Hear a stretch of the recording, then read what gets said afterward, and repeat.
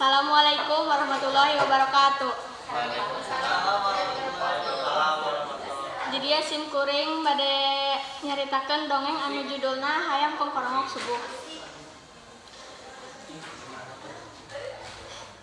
Dicaritakeun di zaman baheula aya sakadang oray naga anu geus lila hayang ulin ka kahyangan. Unggal poe manehna sok ngalamun bae barejeun sok dandan mah pantes maneh.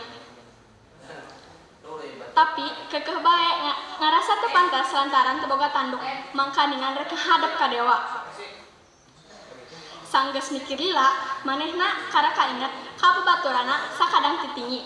Maksudna arek titah manginjemkeun tanduk ka sakadang hayam.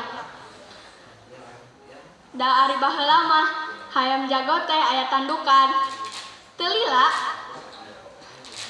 si naga minta anter ka sakadang titingi. Sanggeus kapanggih jago dicaritakeun tah kabeh maksudna ka jago.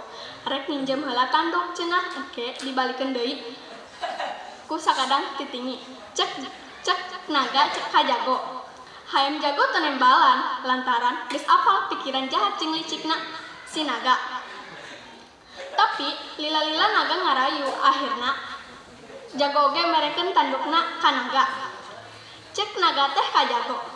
Engke tanduk maneh dibalikeun deui, dianterkeun ku sakadang titingi samemeh panon poe bijil. Lamun can balik keneh, bisi ka ulah poho, maneh bere tanda weh kongkorongok sing tarik.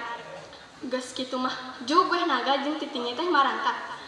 Ari isukna samemeh subuh, hayam jago ngeus kongkorongok satarik-tarikna. Sakali, dua kali, 3 kali, tapi titingi teu datang keneh. Terus hayam jago teh kongkorong sababaraha kali deui. Tapi tetep weh titingi teu datang-datang. Nepi ka braina panon poe, titingi eueuh datang-datang. Keun sugan cenah peuting isukan cek hayam teh. Tapi tetep weh anu ditagoan ti beurang titingi teu datang keneh bae. Saking ambekna kacida, eta hayam jago nepi ka rek ngancem lamun cenah sakadang titingi datang rek dipacuk nepi ka paehna. Ti harita tiap isuk hayam jago sok kongkorongok sarta mun kapanggih jeung titingi sok langsung dipacok nepi ka paehna. Malas pati dumah kungsi ngabobodo. Assalamualaikum warahmatullahi wabarakatuh.